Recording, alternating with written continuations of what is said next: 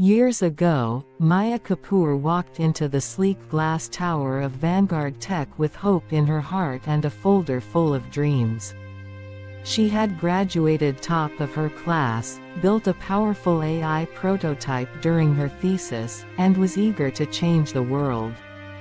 But that day, she was met not with opportunity, but with arrogance.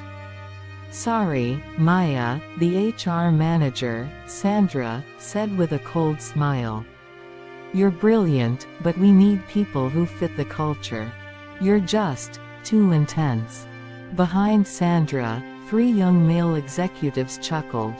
One of them, Ryan Chen, leaned over and whispered just loud enough, maybe she should try something more her vibe, like teaching at a village school.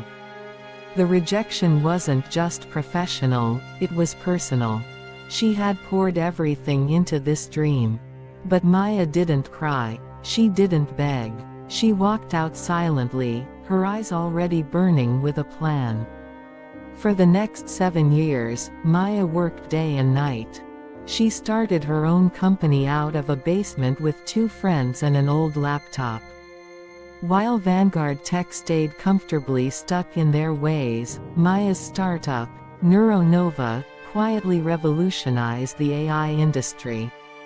She didn't chase fame. She chased results. She built partnerships across Europe and Asia, developed breakthrough products in cybersecurity and deep learning, and attracted investors who believed in her grit more than any degree on paper.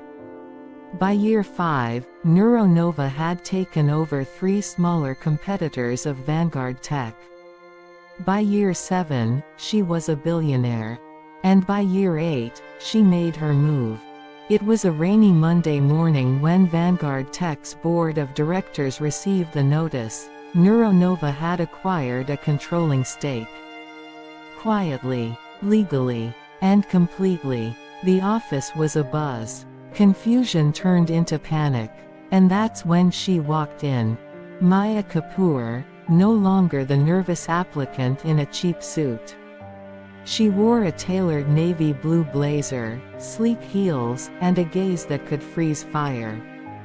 The same HR manager, Sandra, looked up and nearly dropped her coffee.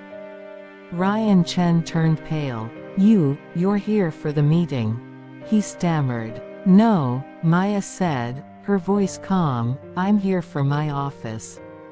She walked past them without a glance, her heels echoing like a war drum across the marble floor. The first thing she did: fire Ryan and the entire executive team. "You once told me I didn't fit your culture," she told him. "You were right. That culture's dead." The second thing: she transformed the company.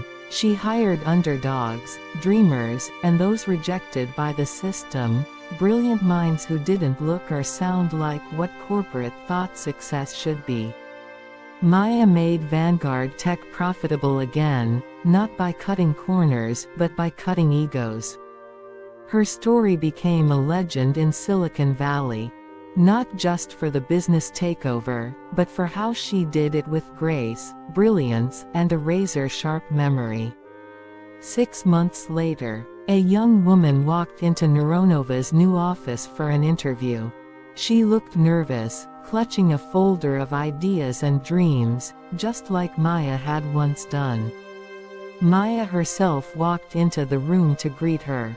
"Relax," she smiled. "We don't reject brilliance here." The girl smiled back, eyes wide with hope. Moral of the story: revenge doesn't always come with anger. Sometimes, it walks in with quiet power, and buys the building where it was once rejected.